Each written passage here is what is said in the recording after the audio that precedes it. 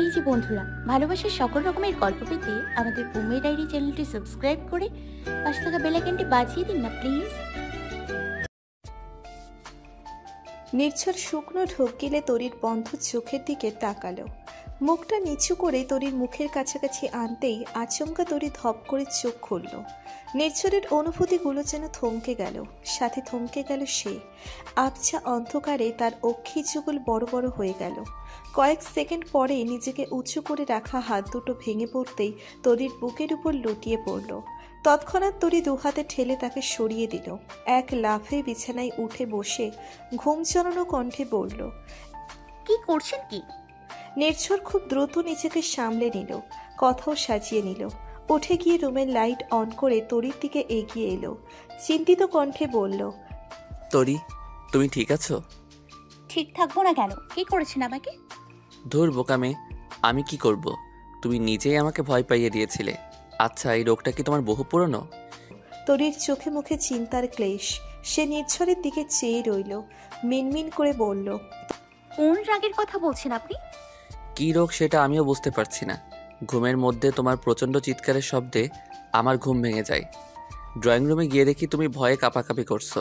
সেই জন্য আমি কোলে করে রুমে নিয়ে আসলাম, কিন্তু রুমে এনে আরেক বিপদ দেখা দিল। তোমার পালস চলছিল না, শ্বাস নিচ্ছিলে না তুমি। তরির দু চোখে আতঙ্ক এসে ভর করল। সে নিভু নিভু স্বরে বলল, শ্বাস প্রশ্বাস চলছিল না আমার। না, সেজন্য আমি ভয়ে কৃত্রিম শ্বাস প্রশ্বাসের চিন্তা করলাম। বিষয়টা যদিও আমার জন্য খুবই কঠিন ছিল, তবুও যান বাঁচানো ফরজ ভেবে করতে নিয়েছিলাম। কিন্তু ইটস এ মিরাকেল তরি, যেই মাত্র তোমার কাছাকাছি গেলাম সেই মাত্র তুমি সুস্থ হয়ে গেলে। Thanks god. তরি ভ্রু কুঁচকে নির্ঝরের দিকে চেয়ে আছে। তার অদ্ভুত চোখের দৃষ্টি বলে দিচ্ছে সে দ্বিধাদ্বন্দ্বে ভুগছে, বিশ্বাস আর অবিশ্বাসের মাঝে ঝুলে আছে। নির্ঝর একটা হাই তুলে বলল, মাঝরাতে এত নাটক কেন করছো? এভাবে তাকিয়ে থাকার কি মানে? আপনি মিথ্যে বলছেন তাই না? How funny. মিথ্যে বলে আমার কি লাভ? তুমি কি ভেবেছ তোমায় চুমু খেতে নিয়েছিলাম আমি, তাও আবার লুকিয়ে? এটাই সত্য, তাই তো? How funny. তোমায় চুমু খাওয়ার জন্য তো আমার কোনো লুকোচুরি দরকার নেই। এই সহজ বিষয়টা বোঝো না কেন তুমি? বলেই নির্ঝর এক সেকেন্ড অপেক্ষা করল না। তরির মাথা চেপে ধরে ঠোঁটে সশব্দে চুমু খেল।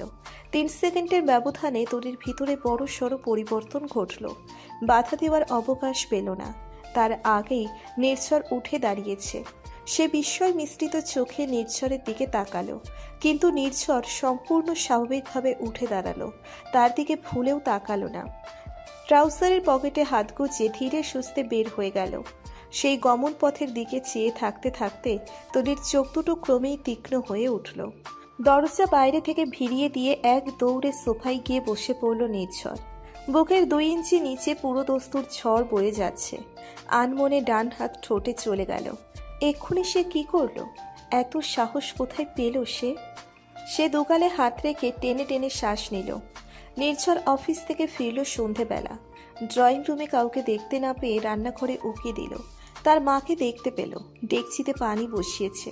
সে মায়ের আঁচলে ঘরমাক্ত মুখটা মুছে ডাক দিল, মা। তার মা নাহিদা বেগম ছেলের দিকে চেয়ে বললেন, এতক্ষণে আসার সময় হলো? এতদিন ছুটিতে ছিলাম না, সেজন্য আজ একটু বেশি কাজ জমেছিল। এর মধ্যে কেটে গেছে 1 সপ্তাহ। এই সময়টাতে উল্লেখযোগ্য কিছুই ঘটেনি। শুধু নির্ঝর তার অফিসে জয়েন্ট করেছে, আর সিলেট থেকে তার ভাই সহ বাবা মা ফিরে এসেছে। নির্ঝর 1 গ্লাস ঠান্ডা পানি খেয়ে বলল, নিনাত কি করে মা? ড্রয়িং রুমেই তো দেখলাম একটু আগে, তোর সাথে গল্প করছিল। হয়তো রুমে এখন। ভালো কথা। শোন, তোরির বাবা ফোন করেছিল, ওর পড়াশোনার ব্যাপারে কথা বলল। বোর্ড এক্সামের বেশি দিন নেই। তোর বড় মাও বললো এই বিষয়ে। মেয়েটা তো গতবার ফেল করেছে, এবার তো পাশ করতে হবে নাকি? মায়ের কথা শুনে নির্ঝরের মুখে লজ্জা মিশ্রিত হাসি ফুটে উঠল। তরি যে গত বছর ইন্টারের বোর্ড পরীক্ষায় 3 সাবজেক্টে ফেল করেছে তা সে অনেক আগে থেকে জানে। তবুও মায়ের মুখে শুনে হাসি পেল। সে বিদ্রুপ করে বলল, মা, তোমার বৌমা এত বোকা কেন? সারা জীবন আমি টপ রেজাল্ট করে এসেছি, আর আমার বউ কিনা কমার্স থেকে ইন্টারে 3 সাবজেক্টে ফেল করেছে। মেনে নেওয়া যায়? নাহিদা বেগম মুখ ঘুরিয়ে ছেলের দিকে তাকালেন, চোখ মুখ শক্ত করে বললেন, খবরদার, বৌমাকে অপমান করবি না। একবার ফেল করেছে তো কি হয়েছে, এবার ইমপ্রুভ দিবে, অনেক ভালো রেজাল্ট করবে নিশ্চয়ই। তুই শুধু গ্রাম থেকে বই আনার ব্যবস্থা কর।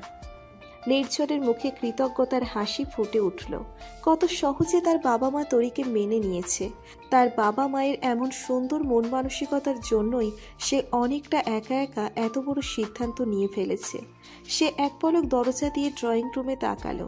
তরিকে চোখে পড়ছে না। শার্টের উপরের বাটন খুলে দিয়ে সে বলল, মাগো, তরিকে পড়াবে কে? আমার তো সায়েন্স ব্যাকগ্রাউন্ড ছিল, কমার্সের স্টুডেন্ট কিভাবে পড়াবো? তুই পড়াবি কেন গাধা? আমি পড়াবো। আমি কমার্সের স্টুডেন্ট ছিলাম, তোর মনে নেই? আমি পড়াবো ওকে। প্রয়োজনে কোচিং সেন্টারে ভর্তি করিয়ে দিব। রিনাত যেভাবে পড়ছে ও সেভাবেই পড়বে। যা ফ্রেশ হয়ে নে। হুম। নির্ঝর মাকে জড়িয়ে ধরে রান্নাঘর থেকে বের হলো। তার মা ঢাকার একটা প্রাইভেট হাই স্কুলে শিক্ষকতা করেছে দীর্ঘদিন। সে অফিসে জয়েন করার পর থেকে মাকে আর চাকরি করতে দেয়নি। নিজের রুমে ঢোকার আগে নির্ঝর তার ছোট ভাই নিনাদের রুমে উকি দিল। নিনাদ এবছর 9ম শ্রেণীতে উঠেছে। এর মস্তিষ্ক অবিকল তরির মতো। টেনে টুনে জিএসসি পাশ করেছে। তুই আবার গল্পের বই হাতে নিয়েছিস? নির্ঝরের আচমকা আক্রমণে নিনাদ এক লাফে উঠে বসল। হাতে ধরে রাখা ইংরেজি সাহিত্যের বইটা পিছনে লুকিয়ে জোরপূর্বক হাসার চেষ্টা করল। ভাঙা ভাঙা গলায় বলল, বই কোথায় দেখলে ভাইয়া? আমি তো নোটবুক পড়ছিলাম। নোটবুক? আজকাল হেনরি রাইডার হ্যাকার্ট নামে বিদেশি লেখকও দেখছি নোটবুক লিখে, তাও আবার 9ম শ্রেণীর শিক্ষার্থীদের জন্য। How funny! বইটা বের কর। থাক না ভাইয়া, এক চোর খাবি। বই দে। তুমি একটা অশান্তি ভাইয়া। বই দে আগে। তোর আর তোর ভাবির মস্তিষ্ক ধুয়ে গোবর মুক্ত করে তারপর মাথায় পুনরায় সেট আপ করতে হবে। নিনাদ মুখ শক্ত করে বালিশের নিচ থেকে বইটা টেনে বের করলো। তার বড় ভাইয়াকে কখনো সাহিত্যের বই পড়তে দেখেনি। মাঝে মধ্যে অ্যাস্ট্রোনমির বই হাতে দেখে, এই যা। নিজে না পড়ুক তাতে তার বিন্দুমাত্র আফসোস নেই। তার আফসোস একটা জায়গায়, সেটা হলো তার ভাই তাকেও গল্পের বই পড়তে দিতে চায় না। সাহিত্যের ধারে কাছেও ঘেঁচতে দেয় না। বইটা নির্ঝরের হাতে তুলে দিয়ে নিচু স্বরে বলল, বিয়ে করেছো, এবার তো একটু সাহিত্যের বই পড়ে রোমান্টিক হওয়ার চেষ্টা করো। নির্ঝরের কানে সম্পূর্ণ অংশ পৌঁছল না। সে বইটা ছিনিয়ে হাতে নিল। বইয়ের নামটার দিকে ফিরেও তাকালো না। এক হাতে শার্টের বাটন খুলতে খুলতে রুমে ঢুকলো। রোজকার মতো আজও তরি আয়নার সামনে বসে আছে। নির্ঝর দরজার আড়াল থেকে কিছুক্ষণ তরির দিকে চেয়ে রইল। আর তার তরির সম্পর্কটা আগের মতোই আছে। সে তরিকে সময় দিচ্ছে নিজেকে গুছিয়ে তোলার। জোরপূর্বক কিছু চাপিয়ে দেওয়ার ইন্টেনশন তার মধ্যে কোনো সময় ছিল না। একই বিছানায় শুয়েও মাঝের কোলবালিশটা যেন যোজন যোজন দূর রেখেছে দুজনকে। সে চাইলেই কোলবালিশটা সরিয়ে ফেলতে পারে, কিন্তু সরাচ্ছে না। তরির অপেক্ষায় আছে। যেদিন তরির চোখের দৃষ্টি ভালোবাসায় পরিপূর্ণ হবে, তরির মনে তার জন্য ভালোবাসা সৃষ্টি করতে সক্ষম হবে, সেদিন তরি নিজে থেকে কোলবালিশ সরিয়ে তার কাছে আসবে। সেদিনের অপেক্ষা। একটা দীর্ঘশ্বাস লুকিয়ে সে দরজা ঠেলে ভেতরে ঢুকলো। হাতের বইটা বিছানায় ছুঁড়ে মেরে বলল, সবসময় আয়নার সামনে বসে থেকে কি হবে? পড়াশোনার নামগন্ধ নেই। তোমার উপর থেকে যে স্টুডেন্ট তকমাটা এখনো যায়নি, তা কি বেমালুম ভুলে গেছো? তরি কিছুটা চমকে উঠল। সত্যি তো, সে তো এখনো পড়াশোনা করছে, কিন্তু এটা ভেবেছিল যে তার বিয়ে হয়ে যাওয়ার পর নিশ্চয়ই আর পড়তে হবে না।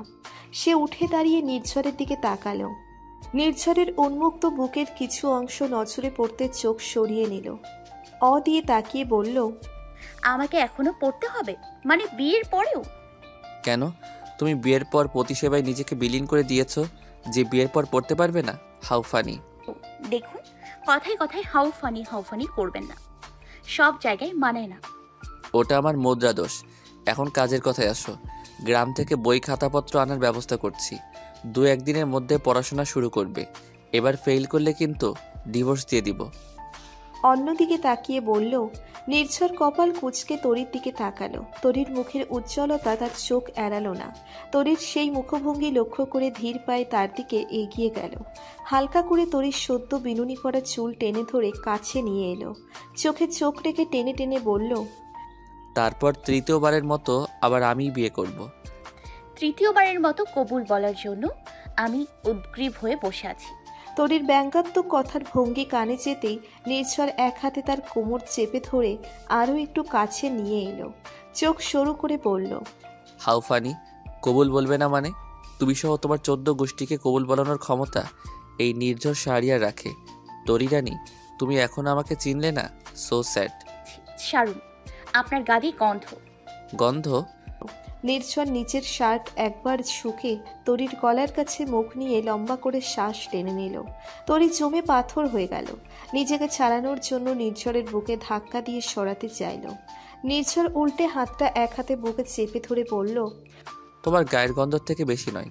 তুমি যে টানা 7 দিন শাওয়ার নাও না। ছি, কি মিথ্যুক আপনি। একবার শুধু 2 দিন গোসল করছিলাম না, আর আপনি 7 দিন বানিয়ে দিলেন। জোর না করলে তো আরামসে 7 দিন হয়ে যেত। এই ছাড়ুন তো আপনি। তরির অস্থিরতায় ডুবে থাকা মুখের দিকে পলকহীন চোখে নির্ঝর চেয়ে রইল। ঠোঁটের কোণে স্মিত হাসি ধরে রেখে বাম হাতটা উঁচু করে তরির মুখে হালতো করে ছুঁয়ে দিল। তার স্পর্শ পেতেই তরি সঙ্গে সঙ্গে চোখ বন্ধ করে বুকের কাছে শার্ট আঁকড়ে ধরল। নির্ঝর মুচকি হেসে কিছুক্ষণ তার মুখের দিকে তাকিয়ে থেকে হুট করে তাকে ছেড়ে দিল। ঠোঁট সরু করে শব্দ সৃষ্টি করতে করতে আলমারির দিকে এগিয়ে গেল। কয়েক সেকেন্ড খুঁজে ড্রেস বের করে ওয়াশরুমে ঢুকল। নির্ঝর ওয়াশরুমে ঢুকতেই তরি ধপ করে ফ্লোরে বসে পড়ল। নিজের বোকামিতে গালে ঠাস করে এক চড় বসিয়ে দিল। কি বজ্জাত ছেলে! তার মাথায় সব নতুন অনুভূতি ছাপিয়ে একটা শব্দই ঘুরপাক খাচ্ছে। সেটা হলো ছেলেটা আস্ত একটা বদের হাড্ডি। তার ভাবনার সুতোয় টান পড়ল নির্ঝরের কণ্ঠে। ঝরঝরে গলায় ওয়াশরুম থেকে বলা শুরু হয়েছে, তরি, কড়া করে 1 কাপ চা বানিয়ে নিয়ে আসো তো। সুগার কম, মিষ্টি বেশি। সাথে 1 চামচ গাঁজা মিশিয়ে দিস তরি। বিড়বিড় করে নিজেই নিজেকে শোনালো তরি। শাড়ির আঁচল ঠিক করে উঠে দাঁড়ালো। ওয়াশরুমের দরজার দিকে একবার তাকিয়ে রুম থেকে বের হলো। ভেজা চুলে বার কয়েক নাড়া দিয়ে ওয়াশরুম থেকে বের হলো নির্ঝর। আর চোখে রুমে নজর বুলিয়ে দেখল তরি নেই। হাতের টাওয়েলটা কাঁধে ঝুলিয়ে সে সেন্টার টেবিল থেকে চায়ের কাপ হাতে তুলে নিল। ব্যালকনির দিকে তাকিয়ে তাতে এক চুমুক দিল। আবছা অন্ধকারে ব্যালকনির কাঁচ মারিয়ে তরির জাম রঙের শাড়ি নজরে এলো তার। হালকা বাতাসে শাড়ির আঁচল দোল খাচ্ছে। চায়ের কাপে আর এক চুমুক দিয়ে সে ব্যালকনির দিকে পা বাড়ালো। তরির পিছনে নিঃশব্দে কিছুক্ষণ দাঁড়িয়ে রইল নির্ঝর। তরি আজও টের পেল না, হয়তো গভীর কোনো ভাবনায় ডুবে আছে। এই মেয়ে যে কোনো কিছু ভাবতে বসলে দিন দুরিয়া ভুলে যায় তা অজানা নয়। সে পাশ কাটিয়ে তরির কানের কাছে ফু দিল। তরি দ্রুত ঘাড় ঘুরিয়ে নির্ঝরকে দেখে ফুটো বেলুনের মতো চুপসে গেল। তার নিজের কাছে নিজেরই লজ্জা লাগছে। নির্ঝরের কাছে তার দুর্বলতা প্রকাশ করা যাবে না, তাকে কিছুতেই কাবু হওয়া যাবে না। দৃষ্টির সম্মুখে নিবদ্ধ করে সে একটু সরে গিয়ে দাঁড়ালো। ওপাশে এতক্ষণে গাঢ় ছায়া নেমে গেছে। সূর্য তার সারাদিনের কর্মব্যস্ত জীবন গুটিয়ে নিয়ে আকাশের বুকে তলিয়ে গেছে। গাঢ় অন্ধকারে ঢেকে গেছে রাতের ঢাকা। সেই অন্ধকারে দৃষ্টি মেলে পরপর কয়েক চুমুক দিয়ে নির্ঝর চায়ের কাপ খালি করল। তরির দিকে শূন্য পেয়ালা বাড়িয়ে দিয়ে বলল, কাপটা ধরো। তরি অন্যমনস্ক হয়ে চায়ের কাপ ধরতেই সেটা ঠাস করে হাত থেকে পড়ে গেল। বিকট একটা শব্দ করে সেটা মুহূর্তেই ভেঙে টুকরো টুকরো হয়ে গেল। তরি চমকে নির্ঝরের মুখের দিকে তাকালো। ভয়ার্থ চোখজোড়া পালানোর পথ খুঁজছে যেন। নির্ঝর থমথমে মুখে এগিয়ে আসতেই তরি প্রচণ্ড ভয় পেয়ে বলল, দুঃখিত, মাফ করবেন, আমি খেয়ালে ছিলাম না। নির্ঝরের উত্তরের অপেক্ষা না করে তরি দ্রুত নিচু হয়ে বসে পড়ল। কাপের ভাঙা টুকরোয় হাত রাখার আগেই নির্ঝরের তার হাত ধরে ফেলল। কপাল কুঁচকে বলল, শুধু শুধু মাপ করতে যাব কেন? আমি বারবার এত মহান হতে পারবো না। ভুল করেছো, এর শাস্তি পাবে। কি? সামান্য একটা কাপ ভাঙার জন্য আমাকে শাস্তি দেবেন? How funny! কেন দিব না? আজ কাপ ভাঙবে, কাল প্লেট ভাঙবে, পরশু ড্রেসিং টেবিল ভাঙবে, তরশু আমার মন ভেঙে অন্য আশিকের সাথে চলে যাবে। তা তো হতে দেয়া যায় না। আপনি এমনভাবে বলছেন ইচ্ছেকৃতভাবে কাপ ভেঙেছি। ইচ্ছা অনিচ্ছা দিয়ে আমার আসে বা যায় না। তুমি কাপ ভেঙেছ, শাস্তিস্বরূপ আমার রাতের খাবারটা রুমে নিয়ে আসবে এবং আমায় নিজ হাতে খাইয়ে দিবে। তরির চোখ উল্টে নির্ঝরের দিকে তাকালো। তার ক্রুদ্ধ নয়ন জানিয়ে দিচ্ছে যে শাস্তিটা তার পছন্দ হয়নি। নির্ঝর তার হাত ছেড়ে দিতেই সে হনহনিয়ে রুমের ভিতর ঢুকে গেল। সে চলে যেতেই নির্ঝর মুচকি হেসে কাপের ভাঙা টুকরোগুলো একত্রে করলো, সাবধানে উঠিয়ে ময়লার ঝুড়িতে ফেলল। নিন, হাঁ করুন। এত বড় ধামড়া ছেলেকে নাকি তুলে খাওয়াতে হবে? বলি, হাতের আঙুল কি খসে পড়েছে? ভাতের দানা ধরতে পারছেন না? নির্ঝর আধশোয়া থেকে শটান বসে পড়ল। তরির বিরক্তিতে ভরপুর মুখের দিকে চেয়ে কাঠ গলায় বলল, এই তুমি এভাবে বলছো কেন? তোমার সাহস দেখছি তো আলো সমবেগে বেড়ে চলেছে। নিন, এবার বড় করে হাঁ করুন। নির্ঝর তরির গাল টিপে ধরে বলল, এইভাবে হেসে হেসে কথা বলবে আমার সাথে, ডিঙি নানি? মনে থাকবে? তরির মাথা পিছন দিকে নিতেই নির্ঝর হাত সরিয়ে নিল। এক পলক প্লেটের দিকে চেয়ে জুত সই বসে পড়ল। দুহাতের তালু একত্রে করে ঘষতে ঘষতে বলল, তুমি খেয়েছো? খেতে দিলেন কই? এমন তালগাছকে তুলে খাওয়ানোর হুকুম পড়েছে আমার উপর। ভাত কি গলা দিয়ে নামবে? আশ্চর্য, এমনভাবে বলছো কেন তুমি? এতটা রিয়েক্ট করছো যেন তোমার হাতে না খেলে আমি মরে যাব। জীবনে হাত ধুয়েছো ভালো করে? তোমার অপরিষ্কার হাতে খেয়ে নিশ্চিত আমার ডায়রিয়া হবে। নেহায়ত আমি পাতলা পায়খানা বানিয়ে কয়েকদিন অফিসের ছুটি কাটাতে যাচ্ছি বলে তোমার হাতে খাওয়া। ছি, খাবার সামনে দিয়ে কি ধরনের কথাবার্তা? তুমি তো শুরু করলে। কি আমি এখন শুরু করলাম? শুরু করনি? এবার তাহলে শুরু করো। ভাতের লোকমা মুখে দাও। নির্ঝর হাঁ করতেই তরি ছোট্ট করে ভাতের লোকমা মুখে পুরে দিল। নির্ঝর বালিশের তলা থেকে ফোন বের করে স্ক্রল করা শুরু করলো। সে বেশ আয়েশ নিয়ে চিবিয়ে চিবিয়ে খাচ্ছে। এদিকে তরির খাওয়াতে গিয়ে হিমশিম অবস্থা। কাউকে খাইয়ে দিয়ে অভ্যেস নেই। নির্ঝরের মুখে খাবার তুলে দেওয়ার সময় প্রতিবার মুখের চারপাশে ছড়িয়ে যাচ্ছে। ভেবেছিল নির্ঝর হয়তো ধমক দিবে সেজন্য, কিন্তু না, প্রতিবার মুখে খাবার নেওয়ার পর নিজেই টিস্যু দিয়ে মুখ মুছে ফেলছে। কয়েক লোকমা খাওয়ার পর নির্ঝর তৃপ্তির ঢেকুর তুলে বলল, ডিঙি, এখান থেকে খেয়ে নিতে পারো। তোমার মতো পাষাণ নই আমি। তাছাড়া এত ভাত একা খেতে পারবো না আমি। চুপচাপ খেতে থাকুন, নইলে তুলে আছাড় দিব। শেষের বাক্যটি ক্ষীণ স্বরে বলল তরি। নির্ঝরের কানে কানে পুরোপুরি পৌঁছল না। সে মুখের খাবারটুকু গিলে বলল, আচার টাইপ কিছু বলছিলে মনে হয়।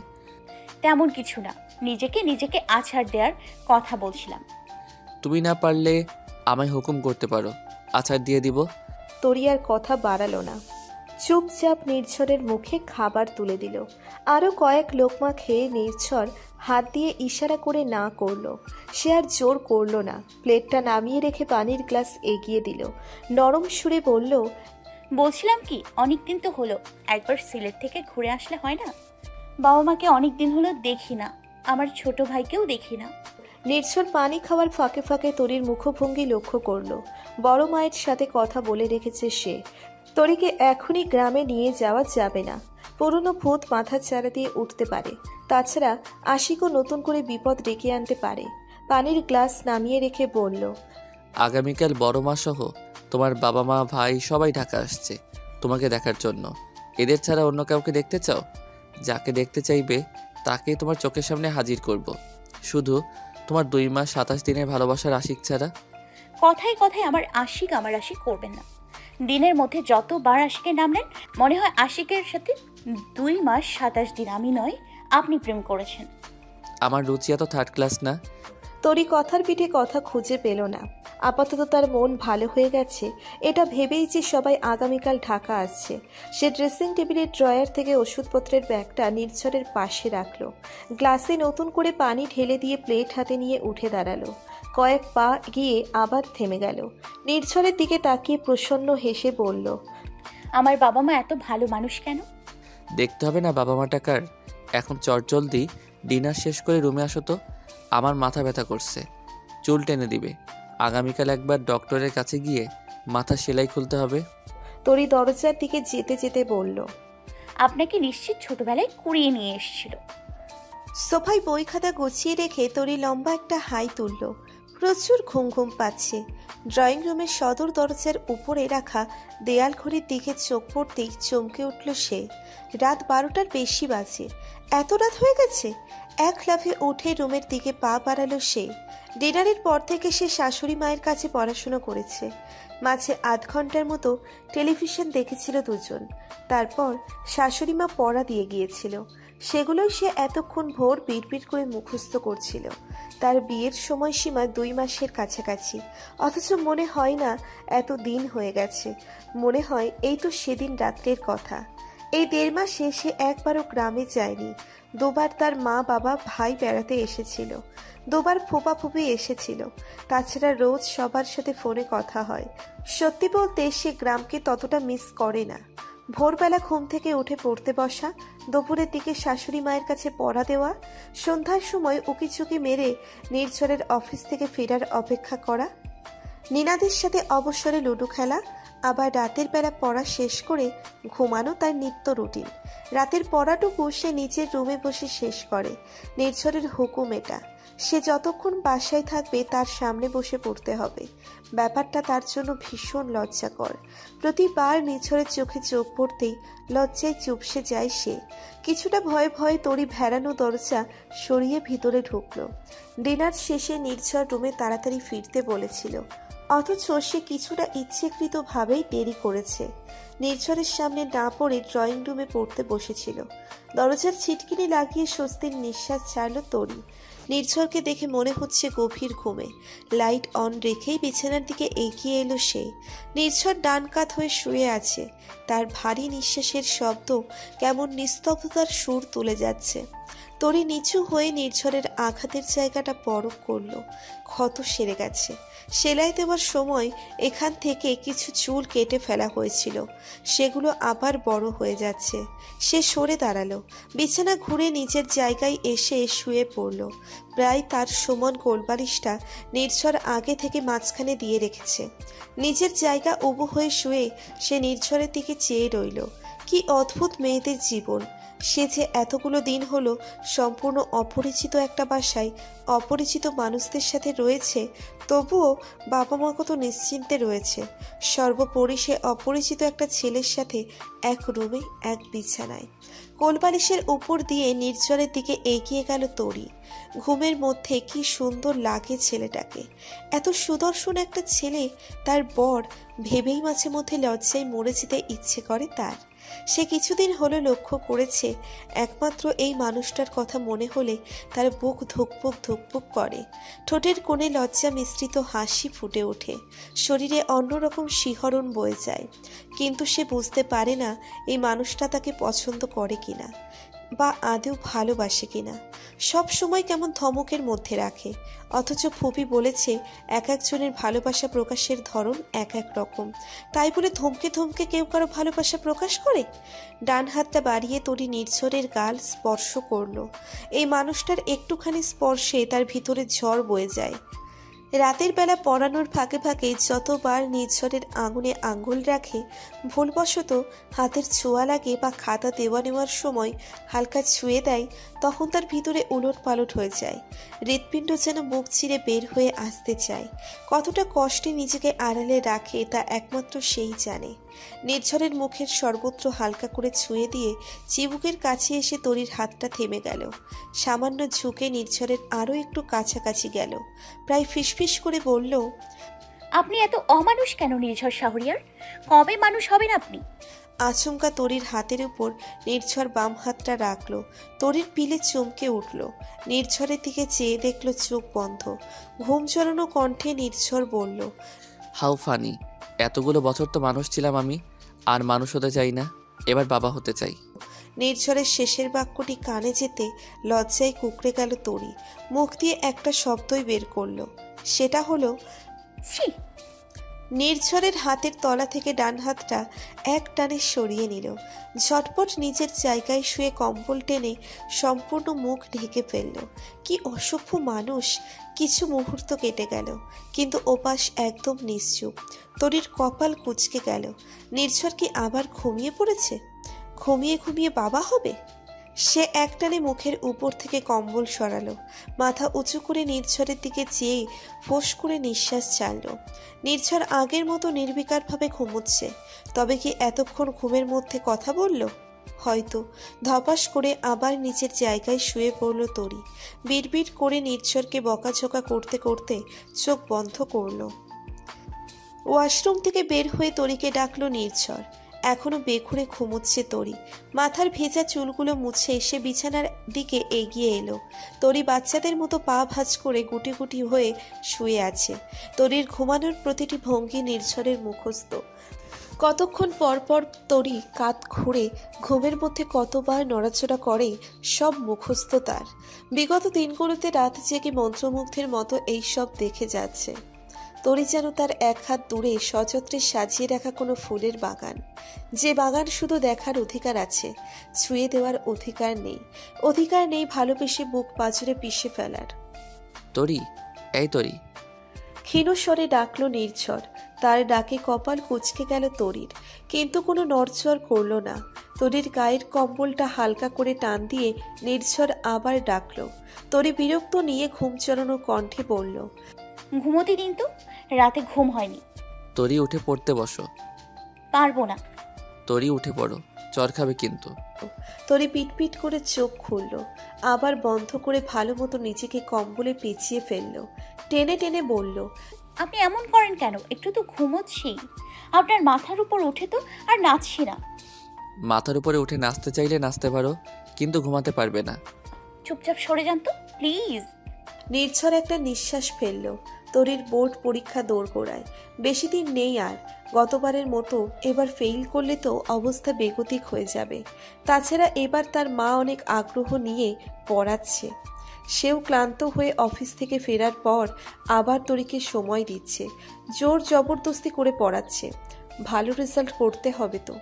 মাথার ভেজা চুলে আর একবার ছাড়া দিয়ে তরির মুখের দিকে ঝুঁকে পড়ল নির্ঝর। শীতল হাত দিয়ে তরির চিবুক স্পর্শ করতেই এক লাফে উঠে বসল তরি। চমকে বলল, কি হয়েছে? কিছু হওয়ার আশা রাখো। তরি কপাল কুঁচকে নির্ঝরের দিকে তাকালো। নির্ঝরের স্নিগ্ধ চেহারার দিকে চোখ পড়তেই কুচকানো কপাল প্রসারিত হয়ে এলো ধীরে ধীরে।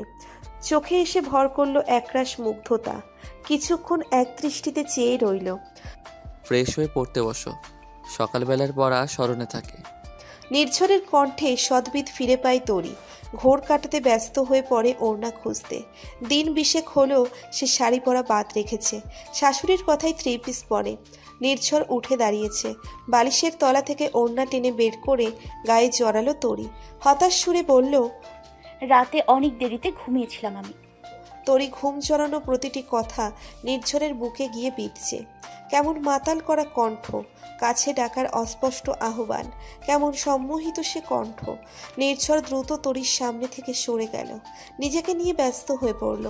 আলমারির থেকে বেছে বেছে ড্রেস বের করে শান্ত গলায় বলল, পড়াশোনার ব্যাপারে নো গাফিলতি। টপ রেজাল্ট করতে হবে তোমায়, মাথায় ঢুকিয়ে নাও। নিজের মাস্টার্সের পড়াশোনা বাদ দিয়ে তোমার পেছনে এমনি এমনি সময় নষ্ট করছি না, কিন্তু ফেল করলে হাড়গোড় ভেঙে ফেলবো। সময় নষ্ট করতে বলেছে কে আপনাকে? খোঁচা মেরে কথা না বলে থাকতে পারেন আপনি, তাই না? বেহায়া মানুষ। তরি রাগে ফুঁসতে ফুঁসতে ওয়াশরুমে ঢুকলো। সেদিকে তাকিয়ে নির্ঝর ছোট্ট করে শ্বাস টেনে চোখ বন্ধ করলো। কিছুদিন যাবৎ সে খেয়াল করছে তরির চোখ দুটো অন্য কিছু বলতে চায় তাকে। হাব ভাব কেমন অস্থিরতায় পরিপূর্ণ। সে কিছুতেই তরির মন অন্যদিকে যেতে দিতে পারে না। কিছুদিন পর পরীক্ষা। এখন নতুন কোনো অনুভূতির সাথে পরিচয় ঘটানোর উপযুক্ত সময় নয়। তরির থেকে কিছুটা দূরত্ব বজায় রাখতে হবে তাকে, না হলে যখন তখন অঘটন ঘটে যাবে। তরি ওয়াশরুম থেকে বের হয়ে দেখলো নির্ঝর ফর্মাল ড্রেস আপে অফিসের জন্য রেডি। ড্রেসিং টেবিলের সামনে দাঁড়িয়ে এখন চুলে ব্রাশ করছে। ভেজা পাপড়ি মেলে আর চোখে সে নির্ঝরের প্রতিটি কাজ সূক্ষ্মভাবে পরখ করল।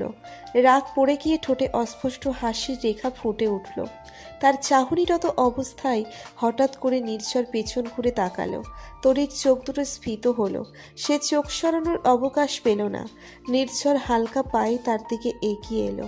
শার্টের হাতার বাটনটা লাগিয়ে তার সামনে এসে দাঁড়ালো। প্রসন্ন হেসে প্রশ্ন ছুড়ল, কিছু বলবে তরি?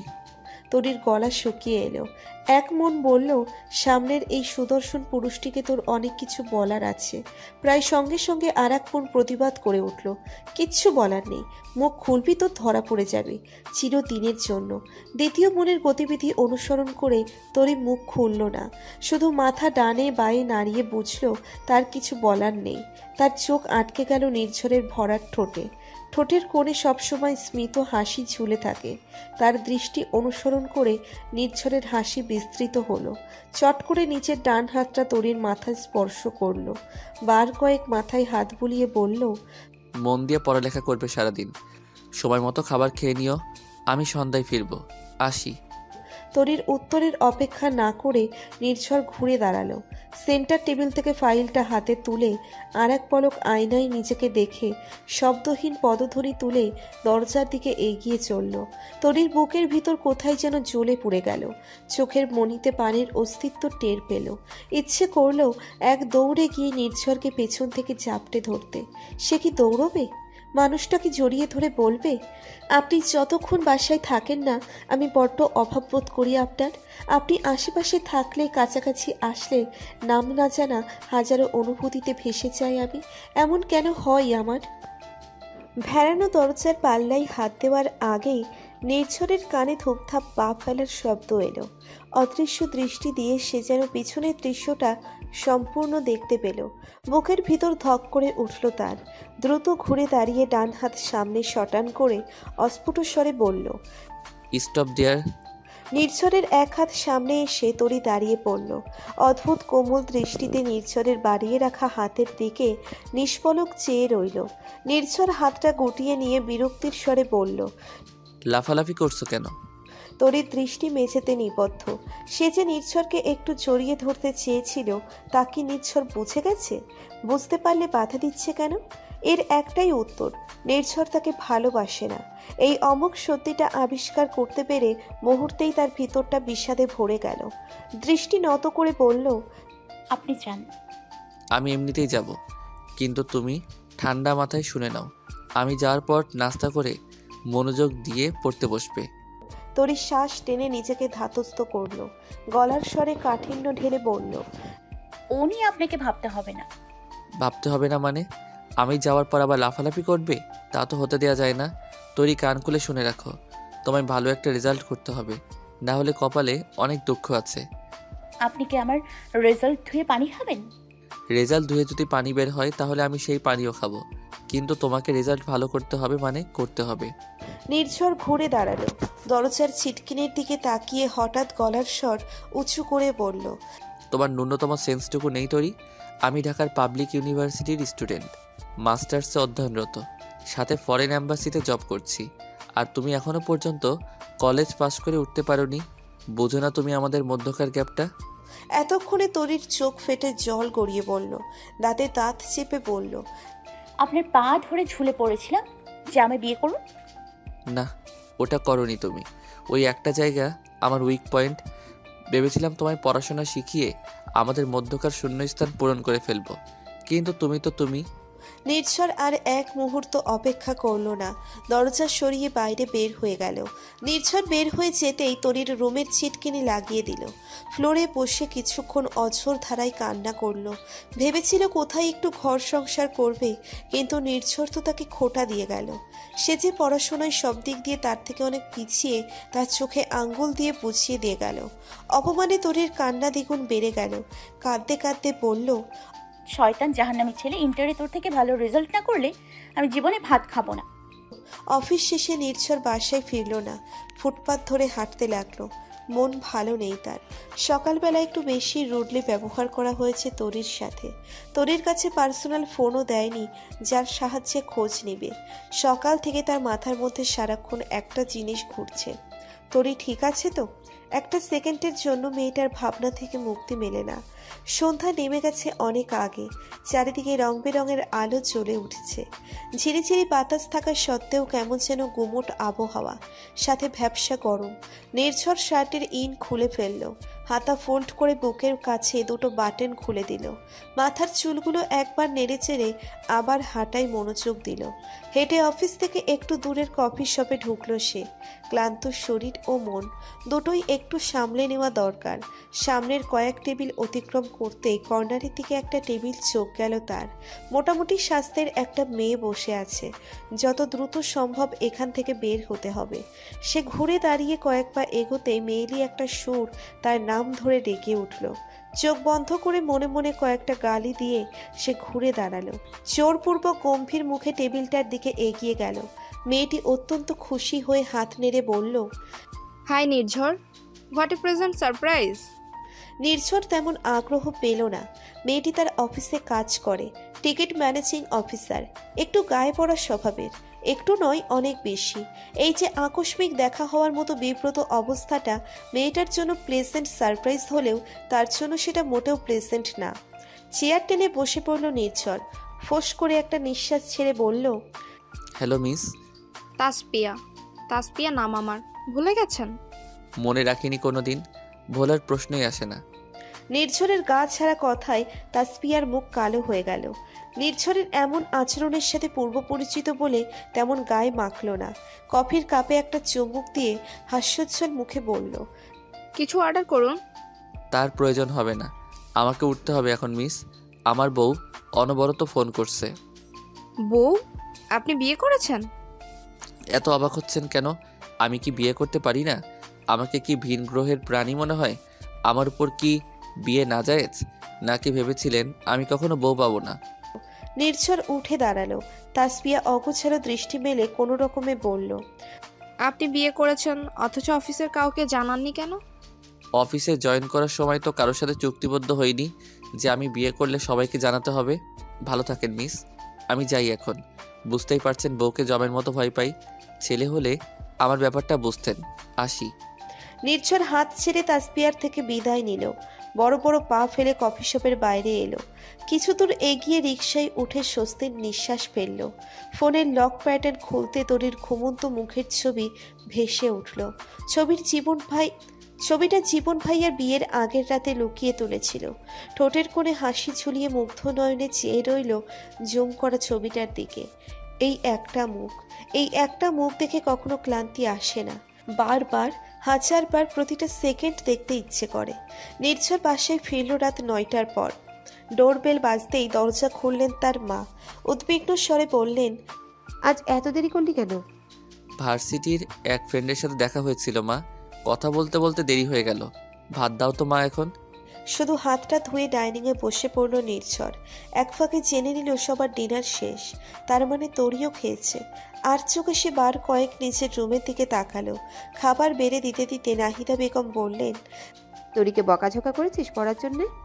হাউ ফানি, বকাঝকা করবো কেন? আরে আজ সারাটা দিন বই নিয়ে বসে আছে, কিছুতেই বই রেখে দিবে না। জোর করে সময় মতো খাইয়েছি, মানে পড়ার জন্য একেবারে জান দিয়ে দিচ্ছে মেয়েটা। সত্যি করে বলতো নির্ঝর, বকাঝকা করিসনি তো? নির্ঝরের ভেতরটা পুলকে ভরে গেল। তরি পড়াশোনা করেছে ভেবে কিছুটা স্বস্তি মিলল। আয়েশ করে ভাতের লোকমা মুখে পুড়ে নিল। স্মিত হেসে বলল, আমি কিছুই বলিনি মা, হয়তো সুমতি ফিরেছে। চুপচাপ খা এখন। তোর বাবাকে গরম পানি দিয়ে আসি। আর তরিকে পড়াশোনার জন্য ধমকাধমকি করবি না, মনে থাকে যেন। ঠিক আছে, মনে থাকবে মা। খাওয়া শেষে ভীত সন্ত্রস্ত হয়ে রুমে ঢুকলো নির্ঝর। নিঃশব্দে ছিটকিনি লাগিয়ে ঘুরে দাঁড়ালো। রুমের পরিবেশ শোকতপ্ত আকাশের মতো বিষণ্ণ। নির্মল চোখ মেলে সে বিছানার দিকে তাকালো। সারা বিছানাময় বই, খাতা, নোটস ছড়িয়ে ছিটিয়ে রেখে তরি পড়ছে। বিড়বিড় করে কিছু একটা মুখস্থ করছে। দিন শেষে তরির মুখ দেখে মনে শান্তি ফিরে পেল। সে নিঃশব্দে তরির দিকে এগিয়ে গেল। তরির সামনে গিয়ে বার কয়েক পায়চারি করলো। তরি চোখ তুলে তার দিকে তাকালো না পর্যন্ত। বাধ্য হয়ে নির্ঝর আলমারি থেকে ড্রেস নিয়ে ওয়াশরুমে ঢুকলো। মিনিট পাঁচেকের ভিতর সে শুধু হাতে মুখে পানি দিয়ে বের হলো। টি শার্টের বুকের উপরের বোতামটা লাগিয়ে সে আবার তরির সামনে গিয়ে দাঁড়ালো। গলা খাকারি দিয়ে বলল, বসার জন্য একটু জায়গা চাই আমার। তরি কোনো প্রত্যুত্তর করল না। কয়েকটা বই খাতা সরিয়ে নির্ঝরের বসার মতো জায়গা করে দিল। নির্ঝর তার মুখ বরাবর বসে পড়তে তরি কয়েকটা খাতা তার দিকে এগিয়ে দিল। নির্ঝরের দিকে তাকালো না। আগের থেকে বেশি মাথা নিচু করে বইয়ের পাতায় মনোযোগ দিল। নির্ঝর খাতাগুলো হাতে তুলে দেখল এগুলো হোমওয়ার্ক। ইংরেজি গ্রামারের উপর অনেকগুলো প্রশ্ন সে করতে দিয়েছিল সেগুলো। খাতা থেকে চোখ সরিয়ে সে গভীর মনোযোগে তরির দিকে তাকালো। কোমল স্বরে ডাক দিল, তরি। তরি পূর্বের ন্যায় কোনো উত্তর দিল না। আলাদা খাতায় কিছু লিখতে ব্যস্ত হয়ে পড়ল। তরির এই নিস্পৃহ ভাব নির্ঝর নিতে পারল না। আরও দুবার ডাকলো, কিন্তু তরি যেন মিউট হয়ে গেছে। তরির নীরব আঘাতে বুকের ভিতর পুড়ে উঠল, সাথে চিনচিনে ব্যথা অনুভব করল সে। মনে মনে বলল, এত তাড়াতাড়ি মুখ ঘুরিয়ে নিলে তরিরানি, আর কিছুদিন অপেক্ষা করতে পারলে না? অথচ আমায় দেখো, 7-7টা বছর ধরে তোমার জন্য অপেক্ষা করছি, শুধু তোমার জন্য অপেক্ষার প্রহর গুনছি। তোমার মুখে ভালোবাসি শোনার জন্য অধীর আগ্রহে বসে আছি। তোমার অন্য একজনের সাথে সম্পর্ক জেনেও মুখ ঘুরিয়ে নেইনি, আর তুমি আমার একটুখানি ধমকে আমার দিকে চোখ তুলে তাকাচ্ছ না? আমায় এক পলকের জন্য দেখছো না? এত সহজে বিমুখ হয়ে রইলে আমারও তো কষ্ট হয়। বুকের অতলে বিষণ্ণতার প্রচ্ছন্ন একটা রেস থাকলেও সে নিটোল বলিষ্ঠ কণ্ঠে বলল, লেখালেখি বাদ দাও তরি, আর পড়তে হবে না আজ, ঘুমিয়ে পড়ো। তরির মধ্যে ঘুমানোর কোনো ব্যস্ততা দেখা গেল না। আগের মতো নির্বিকারভাবে খাতায় লিখতে লাগলো। নির্ঝরের ভিতরটা বিষাদে ছেয়ে গেল। সে বেশ বুঝতে পারছে তরি আজ অন্তত পড়া ছেড়ে উঠবে না, অথচ তরির মুখটা কেমন শুকনো শুকনো। ঘুমিয়ে পড়া উচিত এখন। সে কাল বিলম্ব না করে সামনের দিকে এগিয়ে এলো একটু। খপ করে শক্ত হাতে তরির চলমান হাতটা ধরে বলল, বারণ করেছি না? আর পড়তে হবে না, চুপচাপ ঘুমিয়ে পড়ো। তরি নিজের হাত ছাড়িয়ে নেওয়ার চেষ্টা করলো, কয়েকবার মোচড়া মুচড়ি করে ব্যর্থ হলো। চারপাশে নজর বলিয়ে রক্তলাল চোখে নির্ঝরের দিকে তাকালো, চিবিয়ে চিবিয়ে বলল, হাতে ব্যথা পাচ্ছি। তরির লাল লাল দৃষ্টিতে চোখ পড়তেই নির্ঝরের চোখ দুটো কোমল হয়ে এলো। হাতের বাঁধন একটু আলগা করলো, ব্যথাতুর কণ্ঠে বলল, প্লিজ এবার ঘুমিয়ে পড়ো। তরির কি হয়ে গেল কে জানে। সে এক ঝটকায় নিচের হাত ছাড়িয়ে নিল। সারাদিনের রাগ, অভিমান, চাপা ক্ষোভ সব নির্ঝরের উপর উগলে ফেলল। সমস্ত শক্তি দিয়ে নির্ঝরের বুকে ধাক্কা দিয়ে রাগান্বিত স্বরে বলল, সমস্যা কি আপনার? হ্যাঁ, আমায় বোকা পেয়েছেন? যা নয় তাই বলবেন, তাই করবেন। পড়লেও বকা দেবেন, আবার না পড়লেও বকা দেবেন। কি চান আপনি? তরির ধাক্কার বেগ কিছুটা বেশি ছিল। নির্ঝর প্রস্তুত না থাকার কারণে একটু পিছিয়ে এলো। অবাক হয়ে তরির দিকে চেয়ে রইল সে। তরির অভিমানের গভীরতা সে টের পাচ্ছে। মেয়েটাকে শান্ত করা দরকার। সোজা হয়ে বসে আরো নরম গলায় বলল, আপাতত চাইছি তোমার ঘুম, প্লিজ তুমি ঘুমিয়ে পড়ো। ঘুমাবো না আমি, জোর করে ঘুমোতে বাধ্য করবেন। আহা, জোর করবো কেন? কুল, না ঘুমালে অসুস্থ হয়ে পড়বে। ঘুমিয়ে পড়ো এখন। ঘুমাবো না মানে ঘুমাবো না। সারাদিন রাত পড়াশুনো করব, ভালো রেজাল্ট করতে হবে তো আমাকে। ভালো রেজাল্ট করে তারপর ঘুমাবো। তাতে অনেক দেরি হয়ে যাবে যে। হলে হোক, টপ রেজাল্ট চাই তো আপনার। নির্ঝর আহত স্বরে বলল, রেজাল্ট চাই আমার, এটা ঠিক, কিন্তু তোমার শরীর অসুস্থ করে নয় তরি। প্লিজ এবার লক্ষ্মীটির মতো ঘুমিয়ে পড়ো, অসুস্থ হয়ে যাবে তো। অসুস্থ হই হব, লেটার মার্কস প্রয়োজন আপনার। জান দিয়ে হলেও রেজাল্ট ভালো করব আমি। তরির শেষ বাক্যের প্রতিটি শব্দ নির্ঝরের বুকে তীরের মতো গিয়ে বিঁধল। তরির উদ্ভ্রান্ত চেহারা হৃদয়ে আগুন ধরিয়ে দিল। ঝড়ের বেগে এগিয়ে শেষে তরিকে বুকে জড়িয়ে নিল। তরি নিজেকে ছাড়ানোর জন্য ছটফট করলো কিছুক্ষণ। নির্ঝর ছাড়ল না, উল্টে আরো শক্ত হাতে বুকের মাঝে চেপে ধরল। আস্তে আস্তে তরি শান্ত হয়ে এলো। তার লাল লাল চোখ দুটো জলে টলমল করে উঠল। মস্তিষ্কের সাথে কিছুক্ষণ স্নায়ুযুদ্ধ করে অবশেষে হার মানল। ডুকরে কেঁদে ফেলল সে। এতক্ষণ জমিয়ে রাখা অভিমানের পাহাড় ধস নামল। ঝর্ণার মতো অবিচল ধারায় কোলে কোলে পড়ল অভিমানের পাহাড়। নির্ঝরের ভেতরটা অন্যরকম প্রশান্তিতে ভরে উঠল। এতদিন বুকের ভিতর বয়ে চলা উচ্ছ্বাস নদী শান্ত হয়ে এলো। উথাল পাথাল ঢেউয়ে হৃদয়ের পার গুঁড়ো গুঁড়ো করে দেওয়া প্রতিটা ঢেউ থেমে গেল। মন নদীতে পুরনো পারে নব্য প্রেমের জোয়ার। বুকের ভিতর ভালোবাসার স্নিগ্ধ পরশে জুড়িয়ে গেল যেন। বন্ধ চোখের কার্নিশ পেয়ে এক ফোঁটা জল গড়িয়ে পড়ল তার। তরিকে বুক পাঁজরের আঁকড়ে ধরা হাত দুটো আরো শক্ত হয়ে এলো। কণ্ঠে বিষণ্ণতা নিবেদন করে মৃদুস্বরে বলল, সরি, ভেরি সরি তরি রানী। তরির কান্নার বেগ কমে এলো। নির্ঝর বাম হাতে তার চুল হাত বুলিয়ে নরম গলায় বলল, আমায় ভুল বুঝো কেন তুমি তরি? তুমি পড়ালেখার পর না জানলেও তোমায় নিয়ে আমার কোনো সমস্যা নেই। তুমি নিরক্ষর, বোকা, মাথা মোটা, দৃষ্টিহীন, পঙ্গু, মানে যা তা হও কেন, তোমায় নিয়ে আমার বিন্দুমাত্র আফসোস নেই। এই তোমায় নিয়ে আমি বার্ধক্যের শহর দেখতে চাই। কিন্তু তোরই ভবিষ্যতে আমি যখন অফিসে থাকবো, একাকী বিকেলবেলা জানালার কার্নিশে মাথা রেখে যেন তোমার মনে না হয় যে তুমি আমার যোগ্য নও। মাঝরাতে হঠাৎ করে ঘুম ভেঙে গেলে যেন তোমার মনে না হয় যে তুমি আমার থেকে কিছুটা পিছিয়ে। আমাদের এডুকেশনাল ডিফারেন্স নিয়ে যেন তোমার মধ্যে কখনো হীনমন্যতা সৃষ্টি না হয়। সেই জন্য তোমার পড়াশোনা নিয়ে আমি এত তোড়জোড় দেখাচ্ছি। তোমার পিছিয়ে পড়া রূপ আমি দেখতে পারবো না। এই ছোট বিষয়টা কেন বুঝো না তুমি? বলো তো। বাদ দাও, তুমি পড়তে না চাইলে আমি জোর করব না, পড়তে হবে না তোমাকে। তরির হাত দুটো নির্ঝরের পিঠ স্পর্শ করার আগ মুহূর্তেই যেভাবে আচমকা জড়িয়ে ধরেছিল, ঠিক সেভাবেই আচমকা তরিকে ছেড়ে উঠে দাঁড়ালো নির্ঝর।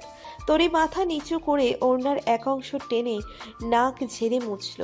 নাক টেনে বলল, আমি ভেবেছিলাম আপনি আমায় দিয়ে জোরপূর্বক পড়াশোনা শিখিয়ে চাকরিতে পাঠাবেন, তারপর আমার রোজগারের সব টাকা আত্মসাৎ করবেন। নির্ঝর হাসতে নিয়েও নিজেকে সামলে নিল। গম্ভীর কণ্ঠে বলল, কি বুদ্ধি তোমার তরি! এই আইডিয়া তো আমার মোটা মাথায় একদম আসেনি। আজ থেকে বেত্রাঘাত করে তোমায় পড়াবো, অ্যাট অ্যানি কস্ট। তোমার রোজগারের টাকা আমায় আত্মসাৎ করতেই হবে, নইলে আমি মরেও শান্তি পাবো না। এই অবস্থায় মজা করছেন আপনি? না, একদম মজা করছি না আমি, আই এম সিরিয়াস। ও মা, তাই? মজা তাহলে আমি করছিলাম এতক্ষণ। তরির চোখ ছোট ছোট করে নির্ঝরের দিকে তাকালো। এতক্ষণে তরির চোখের দৃষ্টি নির্ঝরের ভেতরটা উলট পালট করে দিল। হৃৎপিণ্ডের ধুকপুকানি বেড়ে গেল। শরীরে বহমান শীতল রক্তধারা ছুটন্ত ট্রেনের গতিপ্রাপ্ত হলো। তরির ফোলা ফোলা নাক মুখের দিকে তার দৃষ্টি ছড়ছে না। তরির গলা শুকিয়ে গেছে। সে জিহ্বা দিয়ে শুষ্ক ঠোঁটজোড়া ভিজিয়ে বলল, আমায় এক গ্লাস পানি দিন তো। এই এক্ষুনি দিচ্ছি। বলেই নির্ঝর সেন্টার টেবিলের উপর রাখা জগের দিকে এগিয়ে গেল। তার নিজেকে কেমন অগোছালো লাগছে, কেমন মাথা শূন্য শূন্য মনে হচ্ছে। তাড়াতাড়ি করে গ্লাসে পানি ঢালতে নিয়ে সব পানি গ্লাসের চারপাশে ছড়িয়ে ছিটিয়ে গেল। তরি এগিয়ে এসে তার হাত থেকে জগ নিয়ে নিল। সুনিপুণভাবে গ্লাসে পানি ঢালতে ঢালতে বলল, সামান্য গ্লাসে পানি ঠিক মতো ঢালতে পারে না, অথচ লেকচার দেওয়ার সময় নিজেকে মহা জ্ঞানী মনে করেন। তরির একটা কথাও নির্ঝরের কানে ঢুকছে না। সে এক দৃষ্টিতে চেয়ে আছে তরির দিকে। তরির পরনে মেরুন রঙের 3 পিস, মাথায় কাপড় নেই, ঢিলে ঢালা খোপা করা চুল ঘাড়ের কাছে পড়ে আছে। ওড়নার ঝুলন্ত একটা অংশ ফ্লোর ছুঁয়েছে। কেমন বাচ্চা বাচ্চা চেহারা! এত বাচ্চা একটা মেয়ে তার বউ! সম্মোহনের মতো 2 পা এগিয়ে গিয়ে সে তরির ঝুলন্ত ওড়না হাতে তুলে নিল। তরি গ্লাস উঁচু করে পানি পান করছে। গ্লাস আঁকড়ে ধরা স্বচ্ছ কোমল হাত দুটোর দিকে তাকিয়ে নির্ঝরের অনুভূতিগুলো যেন ছন্নছাড়া হতে চাইল। মসৃণ হাতে একটা করে চিকন চুড়ি। তরিকে তার সদ্য প্রস্ফুটিত ফুলের মতো মনে হচ্ছে। কোমল নরম ভালোবাসার ফুল। এই মুহূর্তে ইচ্ছে করছে সেই ফুলকে ভালোবাসার চাদরে মুড়ে আপন করে নিতে। হাতের গ্লাসটা টেবিলে নামিয়ে রেখে তরি ঘুরে দাঁড়ালো। নির্ঝরের হাতে ওড়নার এক অংশ দেখে অবাক হয়ে বলল, ওড়না ধরেছেন কেন আপনি? নির্ঝর ওড়না ছেড়ে দিয়ে ছট করে 2 পা পিছিয়ে এলো। শুকনো ঢোক গিলে মাথা চুলকে বলল, হাউ ফানি! আমি ধরবো কেন? ওটা আপনা আপনি হাতে চলে এসেছে। কি আমাকে বোকা মনে হয় আপনার? এই একদম না, বোকা তো আমি, মহা বোকা। স্বীকার করার জন্য ধন্যবাদ। রাতের খাবার খেয়েছেন আপনি? নির্ঝর এতক্ষণ পালানোর জন্য পথ খুঁজছিল। এই মেয়ের কাছাকাছি থাকলে ঠিক কিছু একটা ঘটে যাবে, অথচ সবকিছুর জন্য একটা উপযুক্ত সময় দরকার। সে দরজার দিকে যেতে যেতে বলল, রাতে খাওয়ার কথা একদম ভুলে গেছি, খেয়ে আসি। মা বোধহয় ঘুমিয়ে পড়েছে, আমি আসবো? খবরদার না, হাত আছে আমার, নিজে নিজে সব করতে পারবো। আমি আধ ঘন্টা পর আসছি, এসে যেন দেখি ঘুমিয়ে পড়েছো, মনে থাকবে? তরির উত্তরের অপেক্ষা না করে নির্ঝর রুম থেকে বের হলো। বাইরে থেকে দরজা ভিড়িয়ে দিয়ে এক দৌড়ে ড্রয়িং রুমের সোফায় গিয়ে বসে পড়ল। বুকে হাত চেপে টেনে টেনে শ্বাস নিল সে। ড্রয়িং রুম অন্ধকার। রান্নাঘরের জ্বালানো লাইট থেকে ছিটে ফোটা আলো এসে এদিকটা কিঞ্চিত আলোকিত করেছে। সেই আলোতে নির্ঝর নিচের রুমের দিকে চেয়ে রইল। এতদিন তরি তার প্রতি বিমুখ থাকাতে সে সব সময় প্রার্থনা করেছে মেয়েটা যেন তার দিকে একটু ভালোবাসার দৃষ্টিতে তাকায়।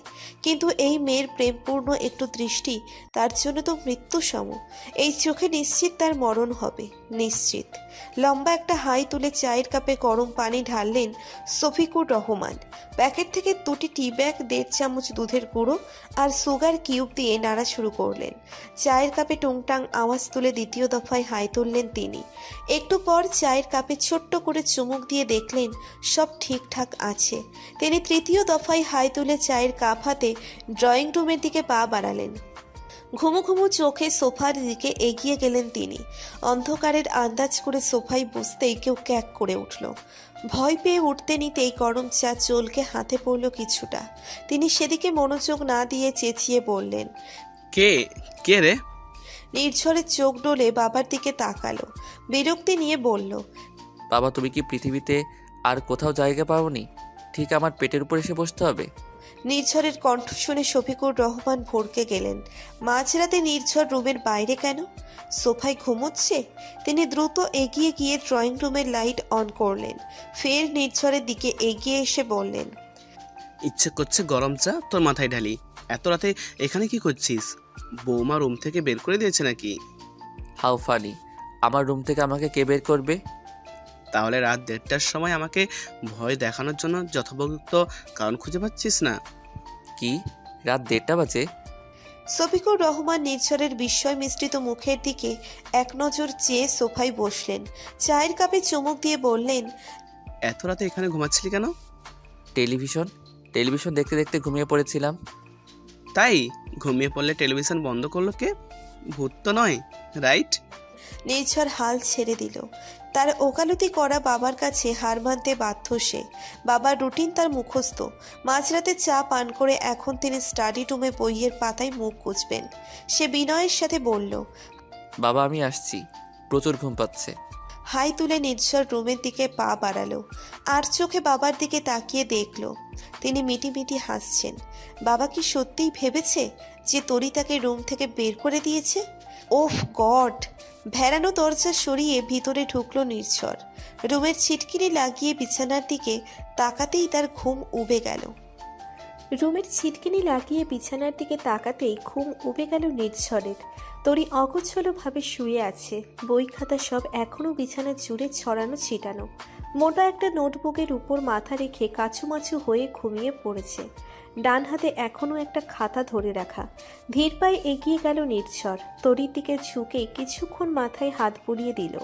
গভীর মনোযোগ দিয়ে তরির মুখের প্রতিটি শিরা উপশিরা দেখে পর্যবেক্ষণ করে চলল।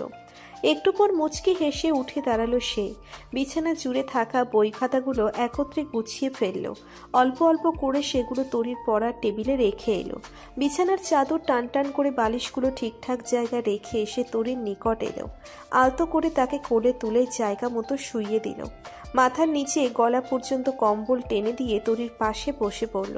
নির্ঝর ভেবে পায় না এই ছোট্ট একটা গোলগাল মুখের মাঝে এমন কি আছে যা তাকে এতটা টানে, এতটা পাগল করে তোলে, এতটা ছন্নছাড়া করে দেয়। তার সমস্ত সুখ এই মেয়েটা যেন শুষে নিয়েছে সমস্ত অনুভূতি। তার নিজের বলতে এখন কিচ্ছু নেই, সব এই মেয়ের মধ্যে। এই মেয়েকে হাসতে দেখলে তার মুখে হাসি ফোটে, একে সুখে দেখলে তার সুখ সুখ অনুভূত হয়। এই মেয়ের মন খারাপ করলে তার মনের আকাশ কালো মেঘে ছেয়ে যায়। মানে এই মেয়ে তার মনের সম্পূর্ণ দখল নিয়ে নিয়েছে। সে এমনি এমনি বলে না, এই মেয়ে তার সম্পূর্ণাঙ্গিনী। নিজের চিন্তা ভাবনায় হেসে ফেলল নির্ঝর। সে যে কতটা তরি নির্ভর হয়ে পড়েছে তা যদি এই মেয়ে বুঝত। হাসি থামিয়ে সে তরির কানের কাছে মুখ নিয়ে ফিসফিস করে বলল, ভালোবাসি আমার পিচ্চি বউ, বাচ্চা বউ, ভালোবাসি। সরে আসার সময় তরির কপালে গভীরভাবে উষ্ণ ঠোঁটের স্পর্শ দিল নির্ঝর। মুখটা উঁচু করতে টি শার্টে টান পড়ল তার। বুঝতে পারল তরি ঘুমের ঘোরে তার বুকের কাছে টি শার্ট আঁকড়ে ধরেছে। মুচকি হেসে সে তরির হাত থেকে টি শার্ট ছাড়িয়ে নিল। মনে মনে বলল, এত সহজে তো আমায় পাবে না তরি রানী। যত কষ্টই হোক আমার, এত দ্রুত তোমার হাতে ধরা দিব না তো ডিঙি রানী। তোমায় আমার জন্য উতলা করে, পাগল করে, সেই পাগলামি আবার আমিই সহ্য করব। তোমার সব পাগলামি আবার আমিই থামাবো। তারপর এক লাফে নিজের জায়গায় এসে বালিশে মুখ ঢেকে চোখ বন্ধ করল। ভোরবেলা মেয়েলি স্বরের গুনগুন আওয়াজে নির্ঝরের ঘুম ভাঙল। কপাল কুঁচকে কিছুক্ষণ ঠাউর করার চেষ্টা করলো কিসের আওয়াজ। মস্তিষ্ক কাজ করতে বুঝতে পারল এটা তরির কণ্ঠ। তরি তার আগে ঘুম থেকে উঠে পড়েছে। বিস্ময় নিয়ে নির্ঝর চোখ টেনে খুলল। ডান কাত হয়ে শুয়েছিল সে।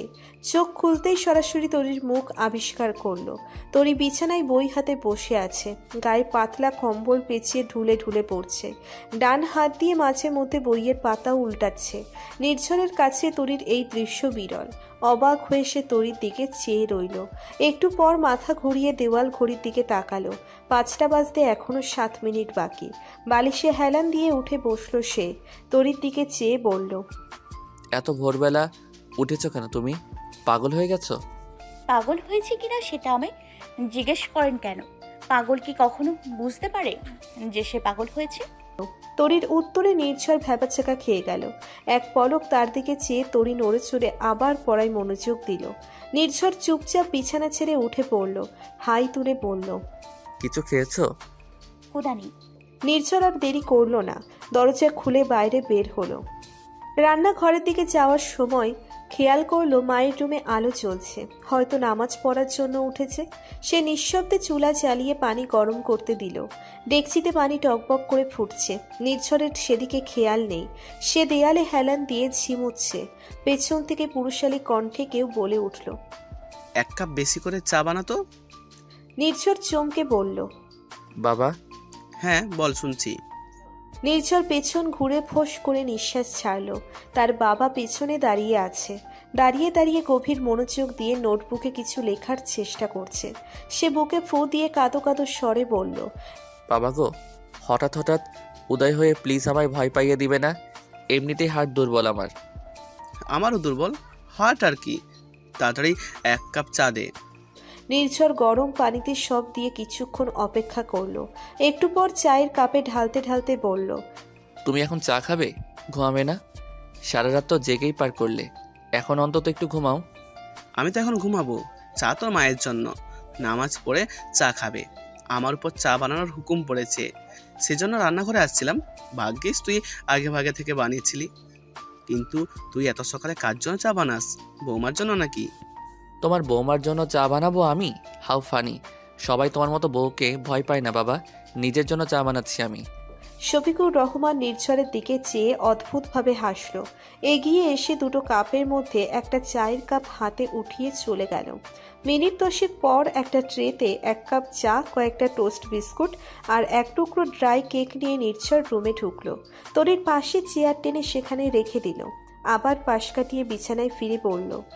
খালি পেটে পড়া মনে থাকবে না। মা বলেছে চুপচাপ খেয়ে পড়তে থাকো, আমি ঘুমাই। নির্ঝরের কাজে তরি বিস্মিত হলেও তার প্রকাশ ঘটল না।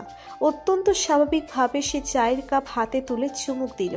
মুহূর্তেই তার ভিতরে অন্যরকম ভালো লাগায় ছেয়ে গেল। ঠোঁটের কোণে তৃপ্তির হাসি নিয়ে সে নির্ঝরের দিকে তাকালো। নির্ঝর তার দিকে পিঠ দিয়ে শুয়ে আছে। তরি ইচ্ছেকৃতভাবে শব্দ করে পড়া শুরু করলো। আর চোখে নির্ঝরের দিকে তাকালো। নির্ঝরের কোনো ভাবান্তর না দেখে সে গলায় স্বর আরও কয়েক ধাপ উঁচু করে পড়া শুরু করলো। সে যেহেতু ঘুমোতে পারছে না, এই মানুষটাকেও ঘুমাতে দিবে না। তরির গলার স্বর ক্রমেই বেড়ে যাচ্ছে। নির্ঝরের ঠোঁটের কোণে হাসির রেশ দেখা দিল। পিঠ সোজা করে শুয়ে বন্ধ চোখে বলল, 1 লাইন এতবার পড়া লাগে তোরই? আমার তো একবার শুনেই মুখস্থ হয়ে গেছে।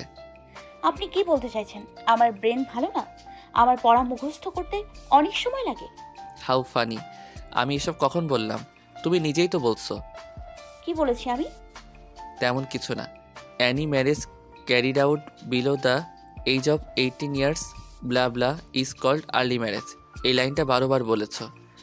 তরি কোনো উত্তর দিল না। চায়ে বিস্কিট চুবিয়ে কচমচ করে খেতে লাগলো।